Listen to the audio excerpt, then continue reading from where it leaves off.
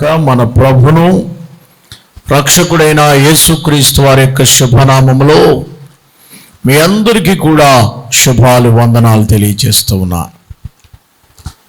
ప్రియులారా, గతించినటువంటి దినాలన్నీ కూడా దేవుడు కాపాడి ఈ చల్లని వాతావరణంలో ప్రభు మాటలు వినడానికి మిమ్మల్ని మీరు సిద్ధపరచుకోండి. ప్రభు వాక్య సందేశాలు వినడానికి, మరి దేవుని వాక్యం చేత మిమ్మల్ని మీరు దేవునికి ఇష్టలుగా చేసుకోవడానికి మీరు సిద్ధపడాలని మనం చేస్తున్నాను. ఈ దినము ఒక వాక్య భాగంలోనికి, ధ్యాన భాగంలోకి మనం వెళదాం. గతంలో మీకు కొంత వర్తమానం అందించాను, అది సగభాగమే. 2 పాయింట్లు మాత్రమే, 2 అంశాలు మనము ధ్యానించి దానిని వదిలిపెట్టాం. దాన్ని ముగించాలనే ఆశతో మరలా మీ ముందుకు వచ్చాను. మార్కు సువార్త 10వ అధ్యాయం 45వ వచనాన్ని చెప్పి ఒక వాక్య భాగాన్ని మీకు చూపించాను. మార్కు సువార్త 10వ అధ్యాయం 45వ వచనం, మనుష్య కుమారుడు పరిచారము చేయించుకొనడానికి రాలేదు గాని పరిచారము చేయుటకును అనేకులకు ప్రతిగా విమోచన క్రయధనముగా తన ప్రాణమునిచ్చుటకు వచ్చెను. మనుష్య కుమారుడైనటువంటి యేసు ప్రభు వారు ఎందుకు వచ్చారండి? ఎందుకు వచ్చారు? ఆయన పరిచారము చేయటానికి వచ్చారా, పరిచారం చేయించుకోవడానికి వచ్చారా? యేసు ప్రభు వారు దేవుడే కదా. ఆ దేవుడు భూలోకానికి ఎందుకు వచ్చాడు? పరిచారం చేయడానికి వచ్చాడా, పరిచర్య చేయడానికి వచ్చాడా? పరిచర్య చేయటానికి ఆయన వచ్చాడు, కానీ చేయించుకోవడానికి మనం ఎవరి చేత చేయించుకోకూడదు. మనం దేవుని పరిచర్యలో పాలిభాగస్తులై ఉండాలి. ప్రభునందు ప్రియులారా, పరిశుద్ధ గ్రంథంలో రోమీలకు రాసిన పత్రిక 12వ అధ్యాయము 12వ అధ్యాయం 7వ వచనం, మనకు అనుగ్రహింపబడిన కృప చెప్పున వెవ్వేరు కృపావరము గలవారమై గనుక ప్రవచనవరం అయితే విశ్వాస ప్రమాణం ప్రవచితు, పరిచర్య అయితే పరిచర్యలోను, పరిచర్య చేసేవాడు పరిచర్యలోను పని జరిగించవలేను. డాష్ డాష్ డాష్ అంతా చదువుకుంటే హెచ్చరించేవాడు హెచ్చరించాలి, పని కలిగిందుము కదండి. బోధించేవాడు పని కలిగి ఉందుము, పరిచర్య చేసేవాడు పని కలిగి ఉండాలి. దేవుడు సంఘంలో ప్రతి ఒక్కరిని పనిమంతులుగా చేయడు. సంఘం పని ఏంటి?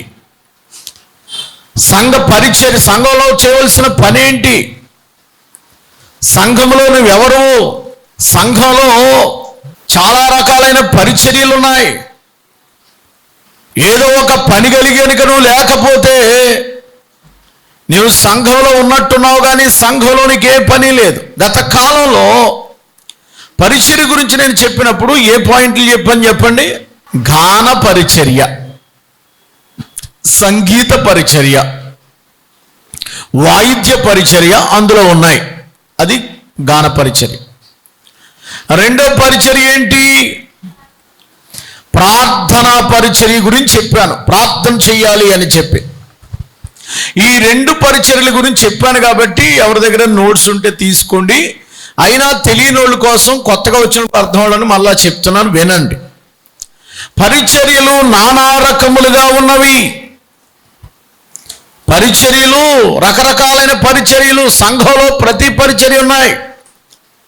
చెప్పేటప్పుడు నేను మీకు ఒక విషయం చెప్పాను, మనకందరికీ ఒక బాడీ ఉంది అని. బాడీలో ఏముంటాయి? ఆర్గాన్స్ ఎన్ని ఉంటాయి? ఏముంటాయి? రకరకాల అవయవాలు ఉంటాయి. అవయవాలన్నిటికీ పని ఉంటుందా, ఉండదా? చెప్పండి సార్, అవయవాలన్నిటికీ పని ఉంటుందా? పని లేని అవయవం ఉందంటే దానివల్ల ఎంత బాధ కలుగుద్ది మనకి? పని లేని ఈ అవయవం పని చేయట్లేదంటే చాలా బాధగా ఉంటుంది. కన్ను పని చేయలేదంటే మొత్తం మనిషి నడవలేడు. కాలు పని చేయకపోతే మనిషి నడవగలడా? నడవలేడు. నోరు పని చేయకపోతే కొద్దికాలానికి డెడ్. సంఘంలో అందరికీ పని ఉంది. ఒకడు కాలు, ఒకడు నోరు, ఒకడు ముక్కు, ఒకడు కన్ను, ఒకడు గుండె, ఒకడు పిల్లేలు, ఏదో ఒకటి మొత్తం మీద పని లేని వాళ్ళు ఎవరు లేరు. అందరూ ఎవరి పని అది మన బాడీ అంతలో ఎవరి పని అది చేస్తుంది. నేను మాట్లాడుతున్నాను అనుకోండి, ఇక్కడ మాట్లాడుతున్నాను ఓ పని, కళ్ళు మిమ్మల్ని చూస్తున్నాయి, చెవులేమో ఎవరైనా మాట్లాడుతున్నాయేమో వింటున్నాయి, కాళ్ళు ఏమో నిలబడ్డాయి. ఇన్ని కలిస్తే నేను మీకు ప్రసంగం చేయగలుగుతాను. మైండ్ పనిచేస్తుంది, నెక్స్ట్ ఏం చెప్పాలో ఇండికేషన్ ఇస్తుంది, నెక్స్ట్ పాయింట్ ఏంటని చెప్పాలి చెప్తుంది. ఇవన్నీ కలిస్తేనే మీకు ప్రసంగం చేయగలుగుతున్నాను. మన సంఘము కూడా క్రీస్తు శరీరము. సంఘం ఏమైందని చెప్పాను? సంఘం ఏంటమ్మా? Body of Christ. క్రీస్తు శరీరము కనుక, శరీరములో మనం అందరం ఆయన బాడీ కనుక మనం అందరం ఆయనకి ఏమై ఉన్నామమ్మా? అవయవులమై ఉండి ఆయన కొరకు పని చేయవలసిన వారమై ఉన్నామని చెప్పా. ఆ పనిలో ఒకటి కానీ డెడ్ అయిపోతే మరి బాడీ వీక్ అయిపోద్ది. అది చెప్పాను గతంలో. ఏదైనా డెడ్ అయిపోతే బాడీ ఏమైపోద్దండి? వీక్ అయిపోద్ది. చిన్న చీమ కుట్టినా కూడా బాధే. అది కూడా కుట్టకుండా చూసుకోవాలి. దేవునికి స్తోత్రం కలుగును గాక. సంఘము అలాంటి పరిచర్య కలిగి ఉండి, అంటే అందరికీ పని ఉంది. ఏమేం పనులు ఉన్నాయి? ఇందులో నీ పని ఏంటి? సంఘంలో నువ్వెవరు? పాటల పరిచర్య గతంలో చెప్పాను. పాటల పరిచర్య. హిజ్కియా కూడా పాటల పరిచర్య, పాటలు పాడేవాళ్ళని, గాయకులను ఏర్పాటు చేశాడు. నెహెమ్యా కాలంలో పాటల పరిచర్య. అప్పుడు మీకు చెప్పలేని కొన్ని చెప్తున్నాను, చాలా చెప్పాను అప్పుడు. మరి దావీదు కాలంలో దినవృత్తాంతర గ్రంథంలో ఉన్నటువంటి పరిచర్య గురించి, పాటల పరిచర్య కోసం హిజ్కియా కాలంలో కూడా ఏర్పాటు చేశారండి. హిజ్కియా మందిరం కట్టించి 29వ అధ్యాయము 2వ దినవృత్తాంతాల గ్రంథం ఒక్కసారి కొన్ని టచ్ చేసి నేను మన ఈవేళ పరిచర్య కొరకు వస్తాను. 29వ అధ్యాయం 25వ వచనం. మరియు దావీదుకు రాజుకు దీర్ఘదర్శన గాదును నిర్ణయించిన యెహోవా మందిరములో తాళాలు, స్వరమండలాలు, సితారాలు వాయించుటకు అతడు లేవీయులను ఏర్పాటు చేశాను. అలాగూ జరగలని యెహోవా ప్రవక్తలకు ఆజ్ఞాపించాను. దావీదు చేయించిన వాయిద్యాలు, బోర్ల ఊదుటకు యాజకులను నియమించాను. ఏమండి? వాయిద్యాలు వాయించుటకు యెహోవా స్తుతిగానములు ఆరంభమాయెను. 27వ వచనం చివరిలో. అంతసేపు సర్వ సమాజం ఏం చేస్తుందటండి? ఆరాధిస్తుంది. ఎలాగా? గాయకులు పాడుచుండిరి, బోరలు ఊదుచుండిరి, నాదము చేయుచుండిరి. దహనబలి సమాప్తి అగు వరకు ఆరాధన జరుగుతుంది. వారు అర్పించుటకు వారు తలలో ఉంచి ఆరాధించిరి అనంది అక్కడ. దావీదు దీర్ఘదర్శి ఆసాపు రచించిన శ్లోకములు ఎత్తి యెహోవాను స్తుతించుడని రాజని హిజ్కియా అధిపతులకు లేవీయులకు ఆజ్ఞాపించి సంతోషముతో స్తోత్రాలు పాడి తల వంచి ఆరాధించిరి. అందరూ గట్టిగా దేవునికి స్తోత్రం చెప్తాం. ఆరాధన. పాటలు పాడితే ఎంత శక్తి వస్తుందో మీకు చెప్పాను, నేను మళ్ళా చెప్పట్లేదు. హిజ్కియా కాలంలో కూడా ఆరాధనకి పెద్దపీట వేశాడు. దావీదులాగా హిజ్కియా ప్రార్థన చేయడానికి పాటల పరిచర్య. నెహెమ్యా గ్రంథానికి రండి. నెహెమ్యా గ్రంథంలో నెహెమ్యా భక్తుడు పాటలు పాడడానికి జనాలను ఏర్పాటు చేశాడట. వాళ్ళందరూ కూడా లేచి నిలబడి చక్కగా పాటలు పాడాలా, ఆరాధన చేయాలి. నెహెమ్యా గ్రంథం 13వ అధ్యాయం 6వ వచనం. నెహెమ్యా కాలంలో నెహెమ్యా గ్రంథము 13వ అధ్యాయము 6వ వచనం. ఆ సమయంలో నేను యెరూషలేములో ఉండలేదు, ఏలయనగా బలులను దేశపు రాజులైనా అవన్నీ ఆగిపోయినాయి అంట. ఆయన మరలా ఏం చేశాడంటే, ఇప్పుడు మరలా పాటలు పాడేవాళ్ళని, వాయిద్యాలు వాయించేవాళ్ళని, ఎవరి పనాలు చేయాలని అదంతా చేసుకుంటూ వస్తాడు. ఇదంతా ఎవరెవరు పాటలు పాడాలి, ఎవరెవరు ఖజానాలోంచి చేయాలి. దేవుని పని ఎవరు నిర్లక్ష్యము చేయడానికి వీల్లేదు. ఆయన నామము ఆరాధించబడాలని నెహెమ్యా కూడా ఆయన దేవుని పాటలు పాడడానికి 12వ అధ్యాయం 45వ వచనం చదవండి. 45వ వచనంలో ఉంది చూడండి. మరియు గాయకుడైన సొలొమోనును ఆజ్ఞాపించినట్లు దేవుని గూర్చి పనులు తమ శుద్ధిని గూర్చిన పనులు నెరవేర్చి వచ్చరి. పూర్వమందు దావీదు దినములో గాయకుల విషయములోను స్తోత్ర గీతముల విషయంలోనూ పాటల విషయంలోనూ ఆశాపు జెరుబ్బాబెలు దినాల్లోనేమి నెహెమ్యా దినాల్లోనేమి ఇశ్రాయేలు అందరూ వంతులు చొప్పున గాయకులను ద్వారపాలకులను భోజన పదార్థాలను అనుదినమిచ్చుచూ వచ్చరి. ప్రియులారా, పాటలు పాడడానికి కొంతమంది పాటలు సేకరించి 12వ అధ్యాయం అంతా చదువుకోండి. ఎవరెవరు పాటలు పాడాలి? 12వ అధ్యాయంలో 27వ వచనం, 12వ అధ్యాయంలో 27వ వచనం నుంచి పాటలు పాడేవాళ్ళు 2 గుంపులు అయిపోవాలట. 37వ వచనం 12:37 అటు తర్వాత యూదులు ప్రధానులు ప్రాకారం మీదకి తోడుకుని వచ్చి స్తోత్ర గీతాలు పాడేవారు 2 గొప్ప సమూహములుగా ఏర్పరిచిరి. దేవునికి స్తోత్రం. క్వైర్ టీమ్స్ ఏర్పడాలి. దేవునికి స్తోత్రం. ఆరాధనలో ప్రధాన ఘట్టం ఏంటంటే దేవునిని ప్రతిగానాలు చేయటమే పరిచర్య. ఒకటి పాటల పరిచర్య, 2 పరిచర్య ఏంటి చెప్పండి అమ్మా? ప్రార్థనా పరిచర్య. సంఘానికి విశ్వాసికి మధ్య ఉండవలసింది ప్రార్థనా పరిచర్య.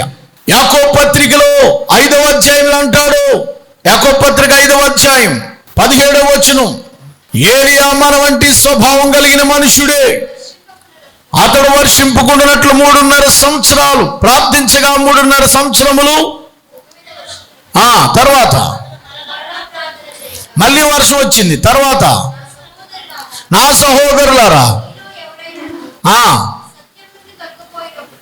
15 చదువుకొని విశ్వాస సహితమైన ప్రార్థన ఆ రోగిని స్వస్థపరచును, ప్రభు అతను లేపును, అతడు పాపము చేసిన వాడితే క్షమించబడును, ఒప్పుకొనుడు మీరు స్వస్థత పొందినట్లు ఒకని కొరకు ఒకడు, అండర్లైన్ అక్కడ ఉందా లేదా? ఒకరికొకరికి ప్రార్థన చేసుకోవాలా. కొంతమంది ఒకరికొకరు ప్రార్థన చేయరు, వీళ్ళ కోసమే ప్రార్థన. గానుగు చుట్టూ ఎద్దు తిరుగుతుందంట బాబు. గానుగు తిప్పి ఎద్దు తెలుసండి మీకు? ఎలా తిరుగుతుందండి అది? ఇంకెక్కడికైనా వెళ్తుందా? వెళ్దాం. కొంతమంది ప్రార్థన ఇక్కడే తిరుగుతుంది. దానికోసం చెప్పాను నేను. నా కుటుంబం, మా అమ్మ, మా నాన్న, మా తాత, మా పాప ఇలాగే తిరుగుతుంటుంది ఈ ప్రార్థన. ఇంకెదరికి వెళ్తుంది? పక్కింటికి వెళ్దు, ఈదిలోకి వెళ్దు, సంఘంలోకి వెళ్ళదు, పాస్టర్ గారి దగ్గరికి వెళ్ళదు, ఇక్కడే తిరుగుతుంది. ఎప్పుడు చూసినా అదే ప్రార్థన, దినానికి అదే ప్రార్థన, పెళ్లికి అదే ప్రార్థన. ప్రార్థనలో మెలకువ కలిగి ఉండాలా. దేవునికి స్తోత్రం కలుగునుగాక. ప్రార్థనలో నిలకడగా ఉండాలి. దేవునికి స్తోత్రం. కొంతమంది ప్రార్థన చెప్తాను చూడండి, త్వరగా చెప్పుకుంటూ వెళ్ళిపోతాను. కొంతమంది ప్రార్థన ఏంటో తెలుసా? మున్సిపాలిటీ ఎద్దు ఉంటుంది కదా, మున్సిపాలిటీ ఎద్దు. ఇప్పుడు బళ్ళు వచ్చేసిన పూర్వం మున్సిపాలిటీ ఎద్దుల బండి ఉండేది. ఆ మున్సిపాలిటీ ఎద్దు తెలుసామా మీకు ఎవరికైనా? ఏమండే, మున్సిపాలిటీలో ఒక ఎద్దుల బండి ఉంటే పూర్వం ఏం చేస్తుందా ఎద్దుల బండి? గ్రామ పంచాయతీ చెత్త బండి ఎద్దు వస్తూ ఉంటుంది. ఆ ఎద్దు బండికి అలవాటు ఏంటంటే ప్రతిది దగ్గర చెత్త కుండి అక్కడ ఉంటుంది, అక్కడ ఆగిపోద్ది అనమాట. ఎవరు తోలక్కర్లేదు, అక్కడ ఆగిపోతుంది. మీరు చూడండి, మళ్ళీ ఆ పక్క వెళ్ళిపోద్ది, మళ్ళీ ఆ చెత్త కుండి కూడా ఆగిపోద్ది. దానికి అలవాటు. మళ్ళీ ఎదురుకి వెళ్తే దాన్ని ఎవరు నడిపించక్కర్లేదు, అలాగే ఆగిపోద్ది. అది చెత్త కుండి కూడా చెత్త వేస్తారు. దాని ఉద్దేశం ఏంటి తెలుసా? ఈ చెత్త అంతా నా మీద వేసి, ఈ చెత్త అంతా నా దాంట్లో వేసి, చెత్త అంతా నా మీద వేసి అంటది. కొంతమంది ప్రార్థన ఎలా ఉంటుందంటే ఊళ్ళో వాళ్ళు చెత్త అంతా, కనబడిన చెత్త అంతా నాకు ఇచ్చే ప్రభా, ప్రభా రోడ్డు మీద చూసినా బంగారం ఇచ్చే ప్రభా, లేకపోతే అదంతా ఇచ్చే ప్రభా. ఈ అవసరమైంది అడగరు. ఇంకా ఈ లోకంలో చెత్త చెదారం అంతా పోగేసుకుని అది ఇచ్చే ప్రభా, ఇది ఇచ్చే ప్రభా, అది ఇచ్చే ప్రభా. ఇదంతా చెత్త ప్రార్థన. అవసరమైన ప్రార్థన చేయరు. ఆత్మకు సంబంధమైన ప్రార్థన, పరిశుద్ధాత్మతో నింపయ్యా, నీ చిత్త ప్రకారంగా నడిపించయ్యా, పరలోక రాజ్యానికి వారసులుగా చేయయ్యా, నన్ను నడిపించని ఈ ప్రార్థన చేయరు. లోకంలో ఎన్ని అడుగుతూ ఉంటారు. ఎపఫ్రా ప్రార్థనా పరుడుగా ఉన్నాడు. దానియేలు దేశం కొరకు ప్రార్థన చేశాడు. నెహెమ్యా ప్రార్థనా సంఘం కొరకు, మందిరం కట్టడం కొరకు ప్రార్థన చేశాడు. దావీదు దినానికి 7 సార్లు ప్రార్థన చేశాడు. పౌలు గారు నా ప్రార్థన.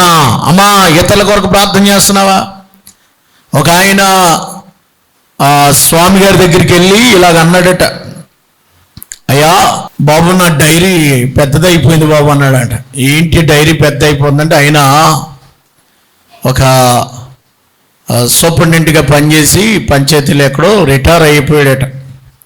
నీ డైరీ పెద్దదైపోవడం ఏంటండి, ఏంటి అంకులు ఏంటని అడిగితే ఆయన అన్నాడట, ఎవరన్నా చిన్న ప్రార్థన చేయమని అడిగితే డైరీలో రాసేసుకుంటాడట.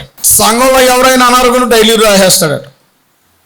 పరీక్షకి వెళ్తున్నారంటే డైరీలో రాసేస్తాడట. చర్చిలో వాళ్ళు ఎవరైనా, ఆయన పాస్టర్ గారు కాదు, సంఘం పెద్ద కూడా కాదు, విశ్వాసి, పరిశుద్ధుడు, మారు మనసు పొందిన ప్రార్థనాపరుడు, అన్నీ రాసేస్తాడు. బాబు నేను ప్రార్థన చేయడానికి డైరీ అంతటి చేయడానికి కొరకు నేను 4 గంటలు లెగిస్తున్నాను, సరిపోవట్లేదు, ఇంకా చాలామంది ప్రార్థన చేయమని అడుగుతున్నారు కనుక ఇప్పుడు నేను 3:30కి లేచిపోతున్నాను బాబు అన్నాడు.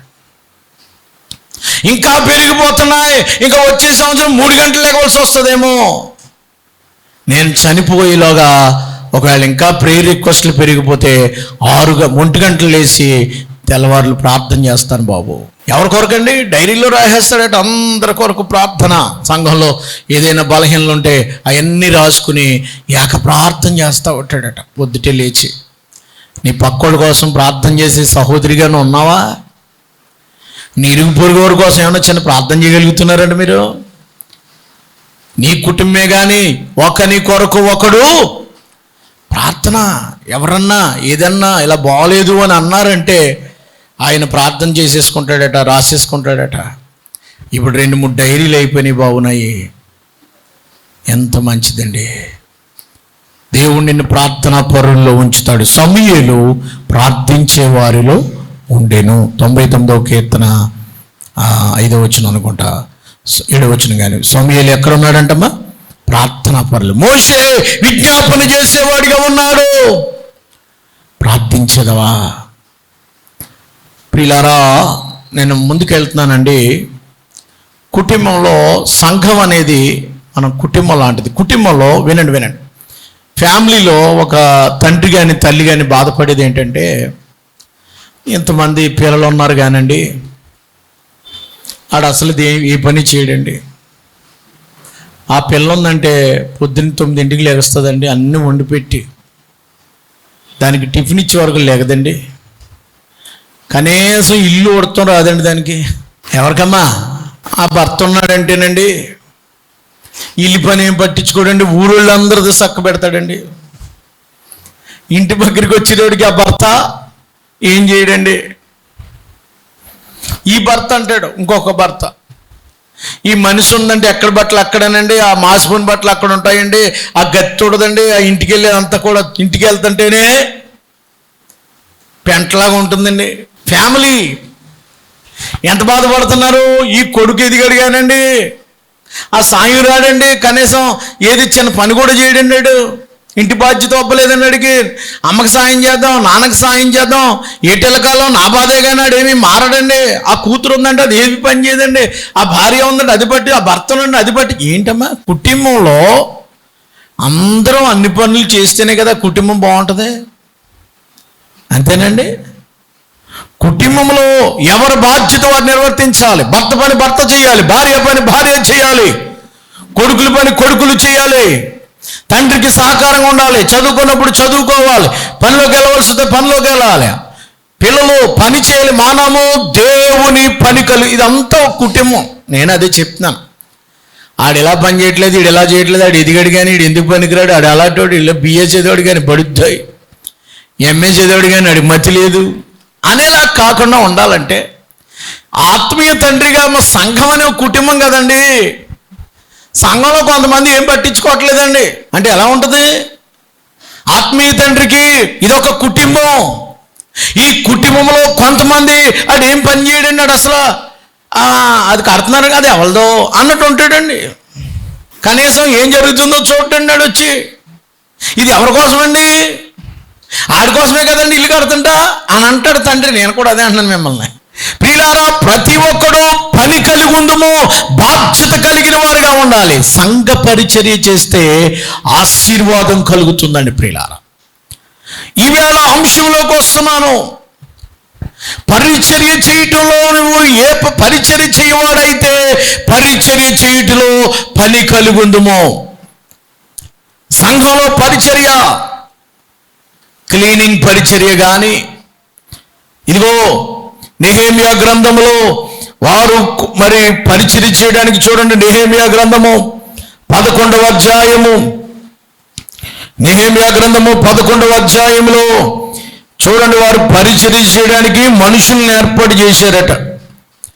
ఎవరెవరు పరిచర్య చేయాలి, ఎవరెవరు క్లీనింగ్ డిపార్ట్మెంట్, ఎవరు గదులు శుభ్రం చేయాలి, చెత్తంతా పేరుకుపోయినటువంటి చెత్తంతా తీసేవాళ్ళు ఎవరు. 11వ అధ్యాయం అంతా మీరు ఇంటికి వెళ్ళక చదువుకోండి. ఆ పరిచర్య చేసేటువంటి విభాగాలు అక్కడ ఏర్పాటు చేశాడు. ప్రియులారా, దేవుని పరిచర్య కొరకు ఆలయమును తుడిచే పరిచర్యలో నెంబర్ 1గా ఉన్నది ఎవరంటే, పరిశుద్ధ గ్రంథంలో ఇంకొక వచనం చెప్తాను మీకు, ఇదంతా చెప్పడానికి టైం లేదు కనుక. సమూయేలు గ్రంథము, 1 సమూయేలు గ్రంథము, అందరూ తెలుద్దాం. 1 సమూయేలు గ్రంథము 2వ అధ్యాయం 11వ వచనం. తర్వాత ఎల్కానా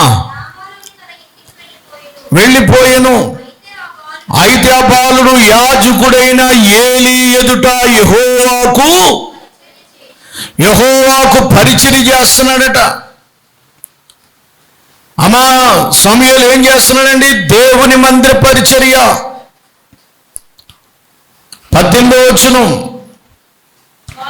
బాలుడైన సమూయేలు నారతో నేయబడిన పోదు ధరించుకుని యెహోవాకు పరిచర్య చేయుచుండెను. ఇంకా మీరు చూస్తే 3వ అధ్యాయం 1వ వచనం, 3వ అధ్యాయం 1వ వచనం. బాలుడైన సమూయేలు ఏలీ ఎదుట యెహోవాకు. ప్రియులారా, మీ బాలురు, మీ పిల్లలు దేవుని మందిర పరిచర్యలో ఉన్నారా? ఎవరు పరిచర్య చేయలేకపోతున్నారు? బాలుడైన సమూయేలు. కుర్రోడండి, వాడికి ఏం తెలుసండి, చిన్న పిల్లవాడండి అని చెప్తావేమో. దేవుని పరిచర్యను నిర్లక్ష్యం చేస్తున్నారు చాలా మంది. మందిరాన్ని సమూయేలు ఏం చేసేవాడంటే శుభ్రపరిచేవాడు, దీపాలు వెలిగించేవాడు, మందిరపు తలుపులు ఆయన తెరిచేవాడు అని ఉంటుంది బైబిల్లో. ప్రతిరోజు మందిరపు తలుపులు దర్శనం వచ్చినప్పుడు మందిరపు తలుపులు ఆయనే తెరిచేవాడట. ప్రియ దేవుని బిడ్డలారా, దేవుని మందిరపు తెరిచేవాడిగా ఉన్నాడు, దేవుని ఆలయాన్ని శుభ్రపరుస్తున్నాడు. ఎవరి గురించి చెప్తున్నాను నేను? సమూయేలు. చాలా మంది ఇదివరకు కొంతమంది వంతులు చొప్పున స్త్రీల సమాజం వారు వారంలో ఒక వారం మేము నలుగురం తుడుస్తామని వారు మొత్తానికి ఎగ్గొట్టేశారు. కారణం ఏంటంటే కొంచెము స్థాయి పెరిగింది, పరిచర్య చేసే స్థాయిలో నుంచి ప్రమోషన్ వచ్చేసింది మనోళ్ళకి. సుఖమెరిగిపోయారు. సుఖాసక్తి కలిగిన స్త్రీలారా, ఏమన్నాడు బైబిల్లో? సుఖాసక్తి కలిగిన స్త్రీలారా లెండి, దేవుని పరిచర్య చేయండి. పరిచర్య ప్రియులారా, ఆయన పరిచర్య చే సంఘంలో 3 భాగాలు ఉంటాయండి. ముగ్గురు ఉన్నదే పరిచర్య. మొదటిది ఫిలిప్పీలకు రాసిన పత్రికలు అంటాడు. ఎవరు చూడదు, చెప్తాను వినేయండి. ఫిలిప్పీలకు రాసిన పత్రికలు చెప్తాడు, సంఘానికి మొదట అధ్యక్షుడు, మొదటి వచనంలోనే రాస్తాడు. 1:1 బిషప్ అంటారు. బిషప్ అంటే సంఘానికి 3 ఉండాలి. 1 అధ్యక్షుడు అంటే సంఘ కాపరి, షెఫర్డ్, బిషప్ గారు. బిషప్ గారు అంటే అదేదో బిరుదు కాదండి. కొంతమంది బిషప్ గారు అంటే పెద్ద పైనుంచి చూడబడ్డాడు బిరుదు అనుకుంటారు. సంఘ కాపరికి, కొన్ని సంఘాలకి నడిపించేవాడిని అధ్యక్షుడు అని అర్థం తెలుగులో. అధ్యక్షుడు అంటే సంఘాన్ని నడిపించే నాయకుడు అని అర్థం, అంతే. రెండవది సంఘంలో ఉండవలసింది పరిచారికులు, పరిచర్య చేసేవాళ్ళు. మూడవది సంఘంలో ఉండవలసింది పరిశుద్ధులు, విశ్వాసులు. సంఘ కాపరి ఏం చేస్తాడు?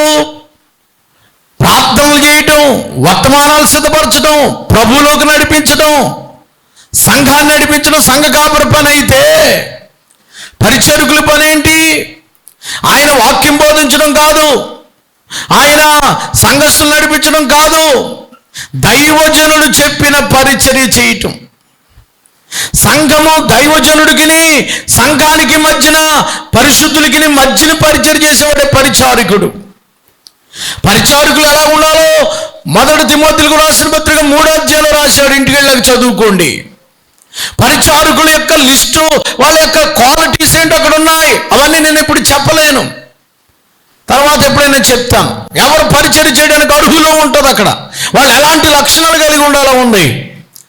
దైవజనుడి యొక్క సమక్షంలో వాడు సంఘాన్ని రూల్ చేయడానికి కాదు పరిచారకుడు, లేకపోతే సంఘం మీద పెత్తనం చేయడానికి కాదు, లేకపోతే దైవజనుడి మీద పెత్తనం చేయడానికి కాదు, కానీ దైవజనుడి యొక్క సమక్షంలో పనిచేసేవాడు పరిచారకుడు. మూడవది ఎవరంటే ఆ పరిచారకుడే సంఘ సేవకు విశ్వాసులకు కూడా మంచివాడిగా ఉండాలి. మంచి పేరు పొందినవాడు పరిచారకుడై ఉండాలి అని ఉంటుంది బైబిల్లో. ఒకవేళ మీరు కావాలంటే ఒకసారి చూడండి పరిచారకుని యొక్క లక్షణాలు ఏంటో అక్కడ రాశాడు. 1 తిమోతిలకు రాసిన పత్రిక 3వ అధ్యాయము 12వ వచనం వరకు పరిచారకులు ఎలా ఉండాలో అక్కడ రాశాడు. సంఘంలో పరిచయం చేసేవాడు ఎలా ఉండాలి. 5వ వచనంలో ఎవడైనానో తన ఇంటి వారిని ఏలనేలకపోయినా అతడు దేవుని సంఘం ఎలా పాలించిన, అందుకని గర్వాంధుడై 8వ వచనం చదవమ్మా.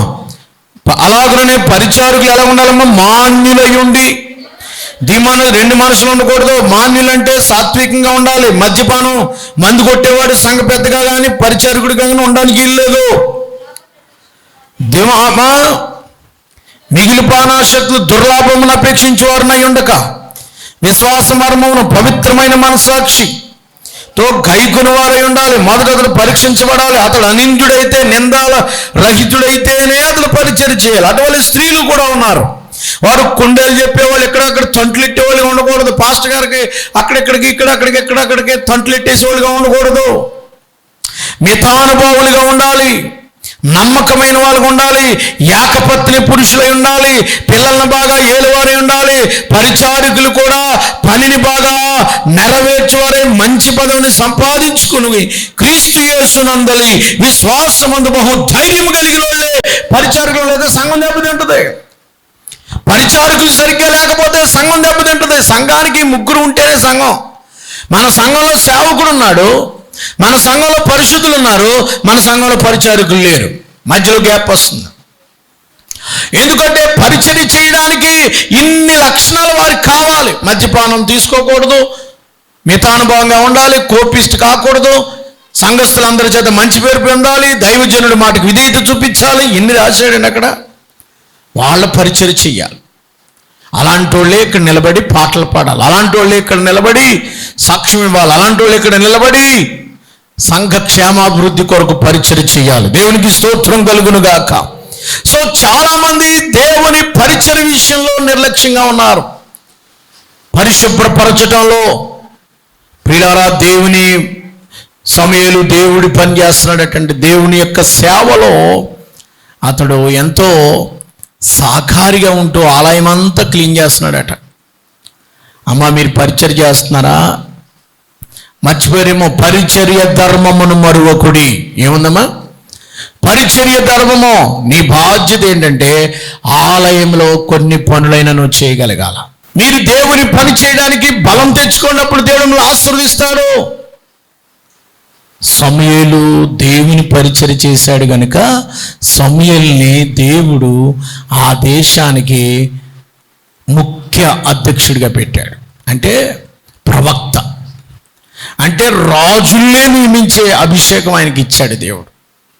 ఆయన ఏ ఊరు వెళితే ఆ ఊర్లో ఆయనకి ప్రార్థన చేస్తే ఆ ఊర్లో దేవుని కార్యాలు జరిగేటువంటి గొప్ప దర్శనం. సమూయేలు ఆలయంలోనే పండుకొని ఆలయంలో తుడిచి ఆలయంలో ఉండడాన్ని బట్టి పాస్టర్ గారికి రాని దర్శనం సమూయేలుకి దేవుడు దర్శనం ఇచ్చాడు. నమ్మినడు గడిగా దేవునికి స్తోత్రం చెల్లిద్దాం. స్త్రీలారా, స్త్రీలైతే చక్కని పరిచర్య చేయాలి కదా. పరిచర్య చేసేవాళ్ళు కొండుగత్తులుగా ఉండకుండా ఆలయం అంతా చూసుకుంటూ దేవుని పనిలో సహకరించేటువంటి పనిని మీరు చెయ్యాలి కదా. పని చేయకపోతే ఎలా నడుస్తుందండి దేవుని పని? ప్రభునందు ప్రియులారా, మనము పరిచర్య చేసేవారుగా ఉండాలి.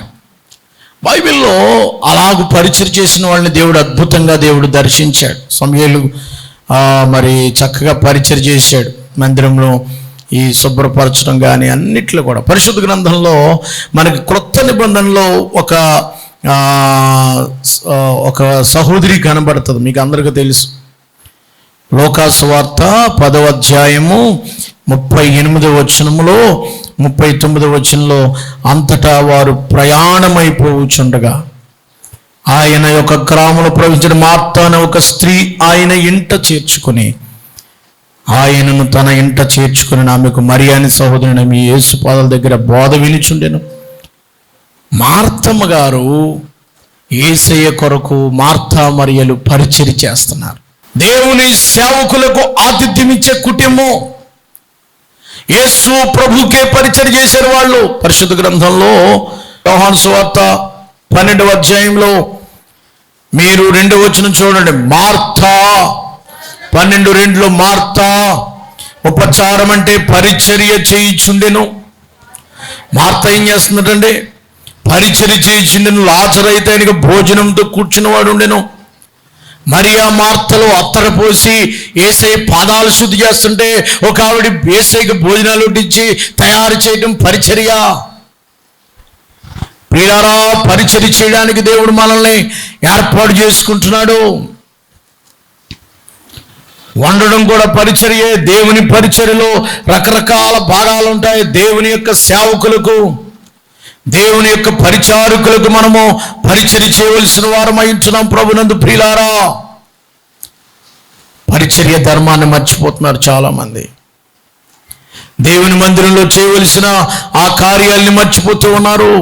దేవుడు సెలవిస్తున్నాడు, ఇదిగో మార్తా మరియా, మార్తమ్మ గారు మరియమ్మ గారు యేసు ప్రభు అంటే వారికి చాలా ఇష్టం. చక్కని పరిచర్య చేస్తున్నారట.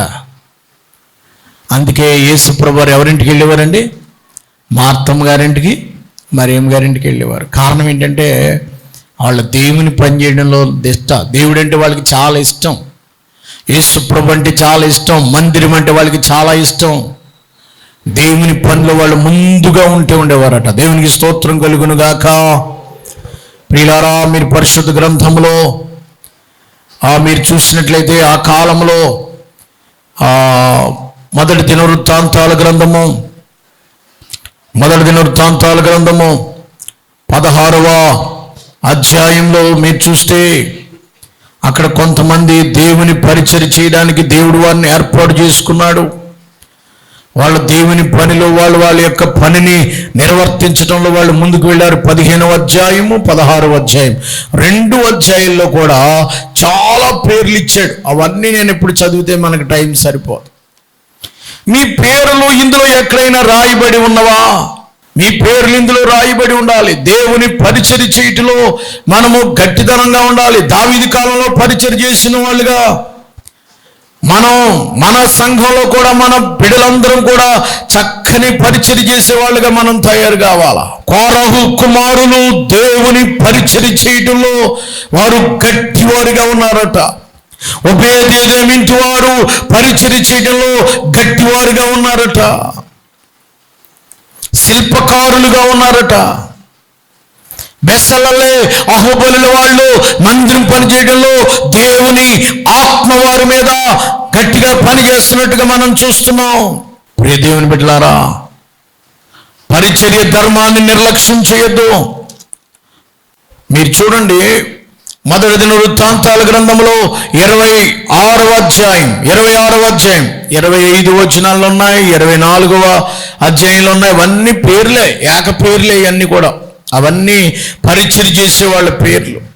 26వ అధ్యాయం చూడండి. 26వ అధ్యాయంలో 7వ వచనం చూడండి. 7వ వచనం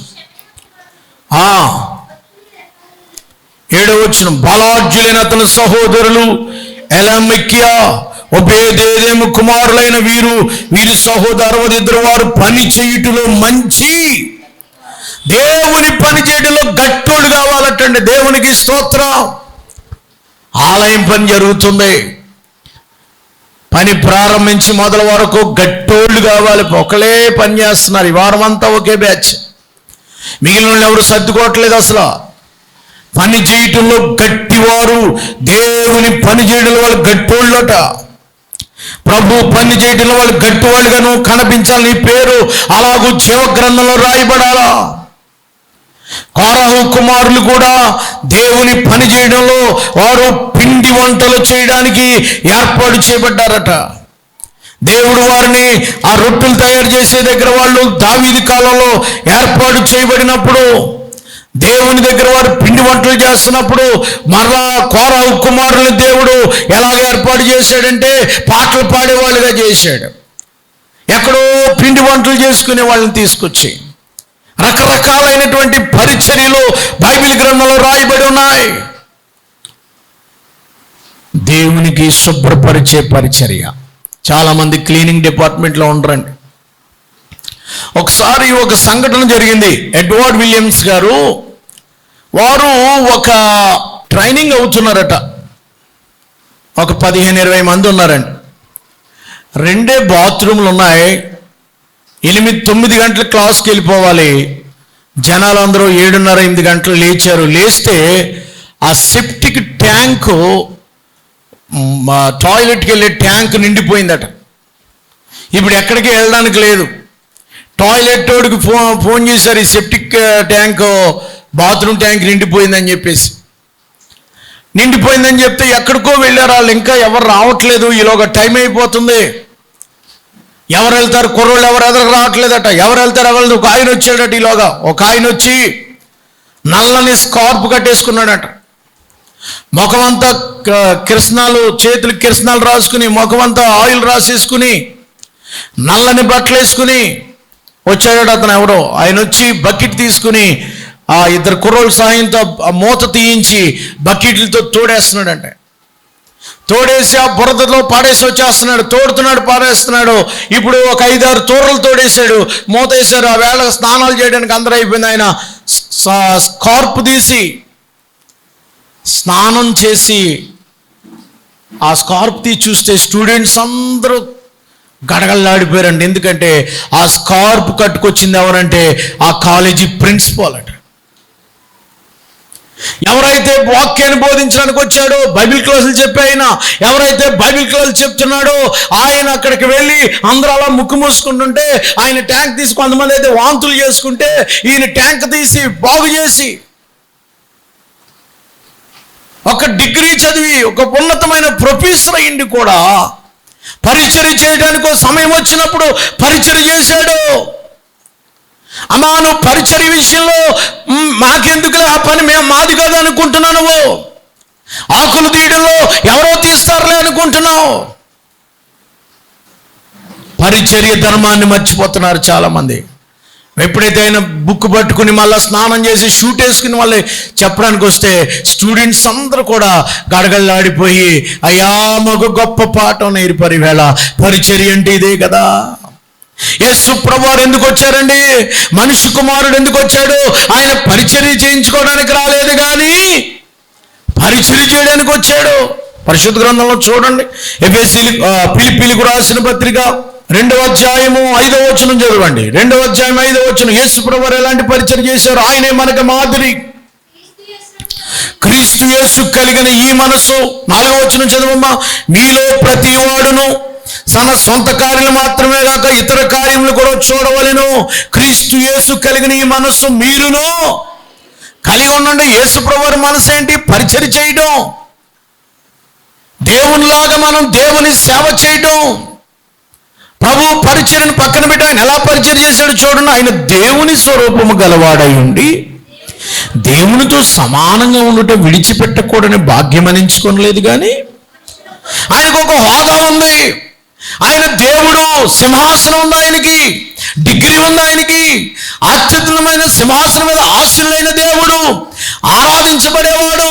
నీకు ఒక సింహాసనం ఉండొచ్చు, నీకు ఒక పొజిషన్ ఉండొచ్చు, నీకు ఒక ఉద్యోగం ఉండొచ్చు, కానీ ఆలయంకి వచ్చేటప్పటికి నువ్వు పరిచారికుడివే. ఆయన ఎలా పరిచర్య చేశాడట చూడండి. ఆయన మనిషి కుమారుడు ఎలా పరిచర్య చేశాడు? దాసుని స్వరూపము ధరించుకుని దాసుడుగా. అమ్మా, దాసుడు అంటే ఏంటి? దాసీలు అంటారు కదా. సర్వెంట్ ఏం చేస్తాడు? సర్వెంట్లు ఉన్నారా మీకు? సర్వెంట్లు ఏం చేస్తారండి? యేసు ప్రభువు ఒక సర్వెంట్గా పనిచేశాడట. మీరేంటి? ఆరాధించుకునే దేవుడే మనకి సర్వెంట్గా పనిచేసి ఆయన నడునికి తుమాలు కట్టుకుని అందరి కాళ్ళు పరిశుభ్రపరిస్తే నువ్వేంటి? జాగ్రత్త సుమా. పరిచర్య విషయంలో నిర్లక్ష్యంగా ఉన్నారు. యేసు ప్రభు మాదిరే మనకి. యేసు ప్రభు ఎలాంటి వాడంటే ఆయన మందిర పరిచర్య చేశాడు. ఆయన దేవుని యొక్క సేవ విషయంలో దాసుడుగా తగ్గించుకున్నాడు. ఆయన ఆలయాన్ని యేసు ప్రభు వారు ఏం చేశారండి? ఆలయాన్ని ఏం చేశారు?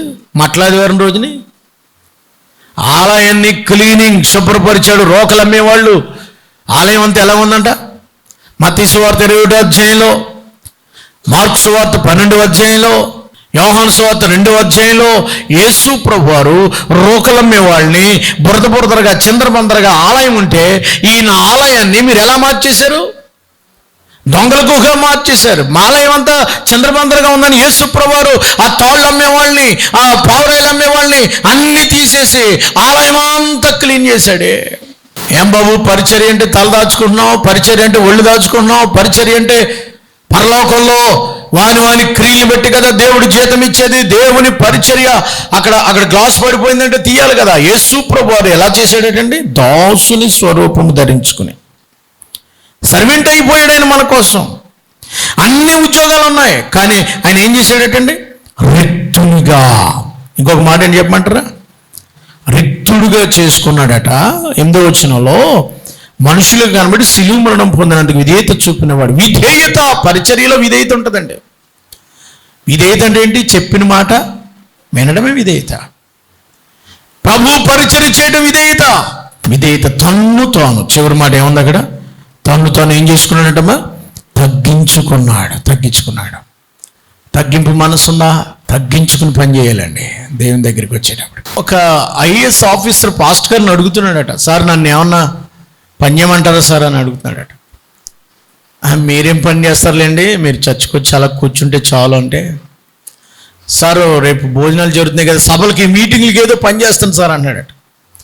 కుర్రోళ్ళు ఉన్నారండి, పని చేస్తున్నారు సార్, మీ పని ఏముంటుందిలేండి. అలా సార్ నాకేదో ఒక చిన్న పని చెప్పండి సార్. నేను చెప్పలేను సార్, మీరే అంటే నేనే ఎంచుకుంటానులేండి. అయితేనే మీరు ఏదోటి చేయండి, పోనీ ఏదోటి చేయండి అన్న పాస్టర్ గారు. ఏం చెప్తాను సార్, మీరు కలెక్టర్ గారు ఏదోటి చేయండి అని అంటే, మీరు ఏది నచ్చ చేయండి అంటే, అప్పుడు ఆయన అన్నాడట, నేను పని ఎంచుకుంటున్నాను, అదేంటి తెలుసా, నేను ఆకులు తీస్తాను అన్నాడట. ఇంగిలాకులు విస్తరాకులు తీసే పని నాకు ఇవ్వండి, ఇంకెవరు తీయద్దు, నేను తీస్తాను.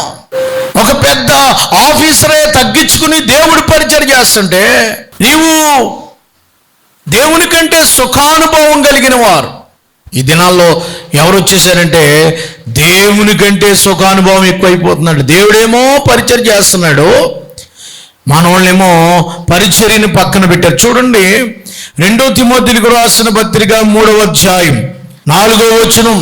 మూర్ఖులు దేవుని కంటే సుఖానుభవమును ఎక్కువగా ప్రేమించువారు, పైకి భక్తి గలవారండి, దాని శక్తిని ఇట్టి వారికి విముఖుడు అయి ఉండుము.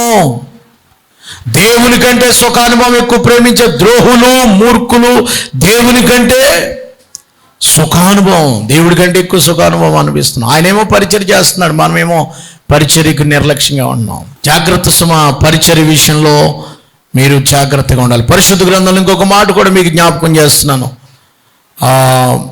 మత్తయి సువార్త చూడండి, అక్కడ ఒక సహోదరి పరిచర్య చేస్తుంది. మత్తయి సువార్త 14వ వచనం చదవండి. 8వ అధ్యాయం 14వ వచనం. తర్వాత యేసు పేతురింట్లో ప్రవేశించి జ్వరముతో పడి ఉన్న అత్తను చూచి ఆమె చెయ్యి ముట్టెను, జ్వరం ఆమెను విడిచెను. అంతటా ఆమె లేచి ఆయనకు ఉపచారం అనగా పరిచర్య చేశాను. పేతురత్త గారింటికి యేసు ప్రభు వెళ్ళారు. ఆవిడ భయంకరమైన ఫుల్ ఫీవర్, 102 కొట్టింది ఆవిడకి, 103 జ్వరం. యేసు ప్రభు వారు ఆవిడ ముట్టగానే ఆ జ్వరం తగ్గిపోయిందట. ఆవిడ వెంటనే లేచి యేసయ్యకి ఏం చేస్తుందమ్మా? పరిచర్య. ప్రియులారా, సంఘము యేసు ప్రభు వారే మనకు మాదిరి, ఇంకెవరు కాదు. యేసయ్య ఎలా తగ్గించుకున్నాడు, యేసయ్య ఎలాగ దాసుడిగా మారాడు, యేసయ్య ఎలాగో ఈ లోకానికి దీనుడిగా వచ్చాడు. నీవు కూడా నీ కుటుంబంతో దీనత్వంతో దేవుని మందిరంలో పరిచర్య చేయవలసిన వాడు అంటున్నావు. పరిచర్య ధర్మాన్ని మర్చిపోవద్దు.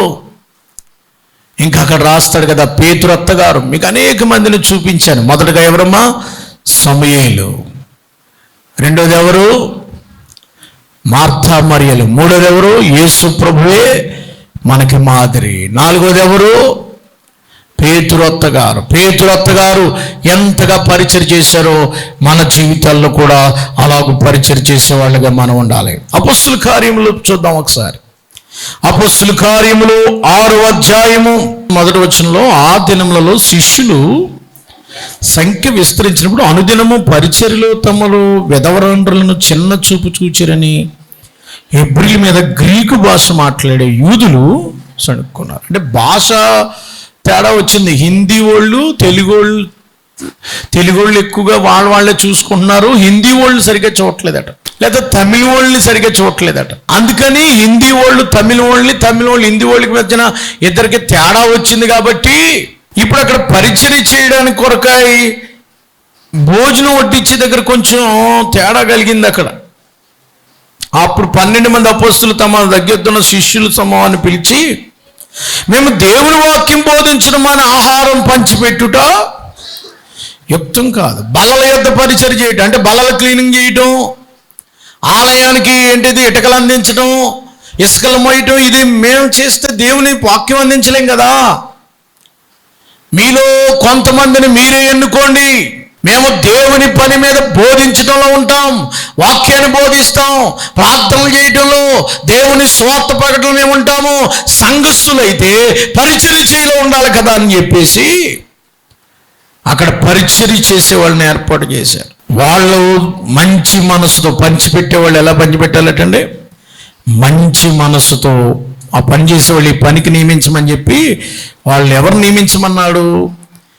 ఆత్మతోనూ జ్ఞానముతోనూ నిండుకొని. 3వ వచనం, మంచి పేరు పొందిన 7 మనుషులు ఏర్పరచుకున్నాడు, మిమ్మల్ని వారిని ఈ పనికి పంచిపెట్టే పని అండి. పరిచర్య చేయడం అంటే వాళ్ళు ఏమి బాసుల్లాగా ఉండడానికి కాదు, పంచి పెట్టడానికి ఆత్మజ్ఞానం ఉండాలట. దేవుడు పని చేయడానికి పరిశుద్ధాత్మ ఉండాలట. మేమైతే ప్రార్థన ఎందును వాక్య పరిచర్య ఎందును ఎడతెగక ఉందమో వీళ్ళు మాత్రం మీకు పనిచేస్తారు. వీళ్ళు పరిశుద్ధాత్మతో నింపుకునే వాళ్ళు కూడా ప్రేమతోనే. అందుకనే రోమీలకు రాసిన పత్రికలో చక్కని మాట రాశాడు. 12వ అధ్యాయం చూడండి. 12వ అధ్యాయం 8వ వచనం, బోధించేవాడైతే బోధించుటలోను, హెచ్చరించేవాడైతే హెచ్చుట్లో పని కలిగి ఉందము, పంచిపెట్టేవాడు శుద్ధ మనస్సుతో, పై విచారణ చేయవాడు జాగ్రత్తతోనూ, కరుణించేవాడు సంతోషముతోనూ, పంచిపెట్టేవాడు శుద్ధ మనసుతో పంచిపెట్టాలట. వడ్డించేవాడు శుద్ధ మనసుతో వడ్డించాలి, అందరికీ ఒకే మనస్సుతో. అంతేగాని వీళ్ళు మా వాళ్ళు, వీళ్ళు వాళ్ళోళ్ళు, హిందీ వాళ్ళకి గ్రీక్ వాళ్ళకి హెబ్రీలకి గొడవ వచ్చింది అక్కడ. భాష మా తెలుగు వాళ్ళు అందరినీ బాగా చూసుకుంటున్నారంట, తెలంగాణ వాళ్ళని బాగా చూడట్లేదని ప్రాంతీయ భేదాలు వచ్చేసినాయి అక్కడ ఆ సంఘంలో, ఆది సంఘంలో. అందుకని ఉత్తరం రాశారు వాళ్ళు, మీరు పంచిపెట్టేవాడు పరిశుద్ధమైనటువంటి శుద్ధమైన మనసుతో పని చేయాలి, అప్పుడే దేవుని కార్యాలు జరుగుతాయి. ప్రియ దేవుని బిడ్డలారా, పరిచర్య ధర్మమును మర్చిపోవద్దు. దేవుని పనిలో మన వంతు సహాయాన్ని మనం అందిస్తూ దేవునికి మనం ఎంతో ప్రయోజనకరంగా ఉండవలసిన వారం అంటున్నాం. పరిచర్యను మర్చిపోయేవేమో. ఈవేళ నేనేం చెప్తున్నానంటే, అమ్మా దేవుని కొరకు నీ శరీరాన్ని సజీవ యాగంగా సమర్పించి పని చేయగలుగుతున్నావా? దేవుని పనిలో నీ యొక్క పరిచర్యలో వాడబడగలుగుతున్నావా? ఒకటి ప్రార్థనా పరిచర్య, రెండోది పరిచర్య అండి పాట పరిచర్య, ప్రార్థనా పరిచర్య, మూడవది దేవుని యొక్క సంఘంలో ఉన్నటువంటి పనులన్నీ చేసే క్లీనింగ్ కానీ లేకపోతే వర్క్ చేయటం కానీ వాలంటరీ పరిచర్య. దేవుని సేవలో నీ యొక్క పనిని నువ్వు కలిగి ఉన్నావా లేదా ఒకసారి నేను పరిశీలన చేసుకోవాలని ప్రేమతో మనవి చేస్తున్నాను. నాలుగోది ఏంటంటే, సేవకుడు కూడా తిరిగి అందుబాటులో కొంతమంది పనిచేశారండి. వాళ్ళు ఎంత బాగా పనిచేశారో తెలుసా? నాకు ఇంకా ఒక 5 నిమిషాలు టైం ఉంది కనుక ఈ 5 నిమిషాలు ఈ మాట చెప్పి నేను ముగిస్తాను. నాలుగోది ఏంటంటే, పరిచర్యలో కొంతమంది సహకారంగా ఉండి పనిచేశారు. ఎవరో తెలుసా? పరిశుద్ధ గ్రంథంలో మీరు చూస్తారు, నిర్గమాకాండము 33వ అధ్యాయం 11వ వచనం. యెహోవా మోషేతో ముఖాముఖిగా మాట్లాడెను. అతని పరిచారికుడును నూను కుమారుడైన యెహోషువ, అతను యవనస్తుడు అని ఒకడు ఉండేను. అతడు ఏం చేస్తున్నాడమ్మా? పాళెంలో నుంచి ఇంకా బయటకు వెలుపలకు రాలేదు. ప్రార్థనలో ఉన్నాడు. నూను కుమారుడైన యెహోషువ. మోషే గారికి ఒకటి పరిచయం చేసేవాడు ఉండేవాడట. మోషే గారు పెద్ద నాయకుడు కదా, 20 లక్షల మంది. ఆయనకు ఒక పనోడు ఉన్నాడు. ఆయన మోషే గారికి ఏదన్నా చూడాలంటే ఆయనే. మోషే గారి మీద శుద్ధ మనసుతో దైవజనుడు ఎంత సేవ చేస్తున్నాడే, ఈ దైవజనుడికి నేను ఎంతో సహకారంగా ఉండాలి. అయ్యగారికి కూడా తిరగడం, ఆయనకి బైబిల్ అందించడం, ఆయనకి బట్టలు అందించడం, ఆయనకి సమస్త పరిచర్య కూడా తిరిగేవాడు, ఆయన చేసేవాడు. దైవజనుడికి సహకారంగా ఉండే పరిచర్య ఇది. దేవుని సేవకుణ్ణి అంటి పెట్టుకుని చేసి దైవజనునికి సహకారంగా ఉండేవాళ్ళు కొంతమంది ఉండాలి. ఒక్కడే వెళ్ళకూడదు. దైవజనుని ఒంటిగా కాదు. ఇదిగో మా ఆయన వెనకాల కొంతమంది శిష్యులు. యేసు ప్రభువారికి 12 మంది శిష్యులు ఉండేవారు. అయ్యా, పూర్వకాలం పరిచయం చేయడానికి సేవకుడు కూడా వెళ్తుంటే ఒకళ్ళు బండి నడిపడం, లేకపోతే మనం చూడండి, మీరు ఎప్పుడైనా చాలా సేవకులు వెనకాల 4-5 ఉంటారు. ఎందుకనంటే వాళ్ళు పాస్టర్ గారి కంటే ఎక్కువ ప్రార్థన చేసేవాడు ఉండాలా. పాస్టర్ గారు కూడా తిరిగేవాడు పరిశుద్ధుడై ఉండాలా. పాస్టర్ గారి దగ్గర పరిచయం చేసేవాడు ఆత్మపూర్ణుడై ఉండాలా. పాస్టర్ గారి దగ్గర పరిచయం చేసేవాడు నీతిమంతుడై ఉండాలా. చెడు అలవాట్లు, చెడు పద్ధతులు కలిగినడు ఉంటే పాస్టర్ గారికి ఇబ్బంది వస్తుంది. జరిగిన సంఘటన ఏంటంటే, పరిచయం చేయడం వల్ల వచ్చే ఆశీర్వాదాలు ఏంటో చెప్తున్నాను, వినండి. నువ్వు క్లీనింగ్ చేసినా ఏం చేసినా పరలోకంలో మీరు పరిశుద్ధ గ్రంథంలో చూస్తారు. 1 కొరింథీయులకు రాసిన పత్రిక 15వ అధ్యాయము 58వ వచనం చూడండి. నా ప్రియ సహోదరులారా, ప్రభువునందు మీరు పడిన ప్రయాసము వ్యర్థము కాదని ఎరిగి కదలని వారును స్థిరులను ప్రభు కార్యమునందు ఎప్పటికీ. ప్రభువునందు మీరు పడిన ప్రయాసం అర్థం కాదండి. మీరు ప్రభువునందు మీరు ఏ ప్రయాసపడ్డారో లెక్కలు కట్టి దేవుడు మరి ఇచ్చేస్తాడు. చప్పల కొడు గడిగా దేవునికి స్తోత్రం చెల్దాం. మీరు కార్చిన ప్రతి చెమటకి లెక్క ఉంది. మీరు పని చేసిన ప్రతి పనికి లెక్క ఉంది. మీరు సువార్త ప్రకటిస్తే సువార్త పనికి లెక్క ఉంది. మీరు దేవుని కార్యక్రమాల్లో విస్తారంగా పేపర్లు అంటించిన మరో పని చేసిన దానికి లెక్క ఉంది. ప్రభువునందు మీరు పడిన ప్రయాసము ఏం కదట, వ్యర్థము కాదని ఎరిగి కదలని వారును స్థిరులను ప్రభు కార్యమునందు ఎప్పటికీ. అన్ని పాస్టర్ గారే. డ్రమ్ కొట్టుకోవడం ఆయనే, మైక్ కొట్టుకోవడం ఆయనే, ఏమండి పని చేసుకోవడం ఆయనే కాదు. పరిచర్యలో సహాయం చేయాలి, కూడా ఉండాలా, మైక్ అందించాలా. దైవజనుడికి కూడా పరిచర్య చేయడానికి నువ్వు సమర్పించుకున్నావా?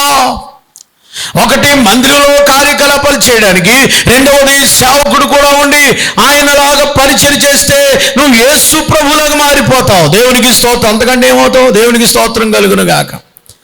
ఎప్పుడైతే అలా పరిచయం చేశాడో ఓ సంఘటన జరిగిందండి. ఆ మాట చెప్పి నేను ముగిస్తాను. సంఖ్యాకాండము 27వ అధ్యాయం 15వ వచనం. అప్పుడు మోషే యెహోవా ఇట్లా నేను, యెహోవా సమస్త మానవులకు ఆత్మలకు దేవా, యెహోవా సమాజము లేని కాపర లేని గొర్రెల వలె వండుకున్నట్లు ఈ సమాజం మీద ఒక నియమింపుము. అతడు వారి ఎదుట వచ్చిపోవును. ఆ నాయకుడు ఉండుటకు సమర్థులై ఉండాలి. అప్పుడు యెహోవా మోషేతో ఇట్లా, నూను కుమారుడైన యెహోషువ ఆత్మ పొందినవాడు, నీ చెయ్యి అతని మీద ఉంచి నీ తర్వాత అతనిని ఈ సమాజానికి నాయకుడుగా నిర్ణయించు. చప్పలు కొడుగాడుగా దేవుడికి స్తోత్రం. ఎవడు పరిచర్య, అమ్మా మోషే నువ్వు పైకి వచ్చే పరలోకం అన్నాడు. అలాగా ప్రభు, ఓకే. మీ అబ్బాయిలు ఇద్దరిని తీసిరా అన్నాడా? అనలా. ఆ గెర్షోను గారిని, అబ్బాయి పేరు ఎలియాజర్ని తర్వాత పెడదామని అనలేదు. నీ దగ్గర పని చేస్తున్నాడు చూడు, నీ కూడా తిరిగి నీకు ఏది కావాలో అందిస్తూ నువ్వు ప్రార్థన చేస్తున్నావు, ఇంకెక్కువ ప్రార్థన చేస్తున్నాడు. అతను నియమించు. అతడు ఆత్మ కలిగినవాడు, అతడు సమర్థుడు, అతడు నమ్మకమైన వాడు. దేవునికి స్తోత్రం కలుగును గాక. పరిచయం చేయడానికి నమ్మకమైన వాళ్ళు కావాలండి. ఎప్పుడైతే యెహోషువ మోషేకి పనిచేశాడో నమ్మకంగా, మోషే తర్వాత దేవుడు యెహోషువకే ఆధిక్యత ఇచ్చాడు. 2 రాజుల గ్రంథం 3వ అధ్యాయం 11వ వచనం.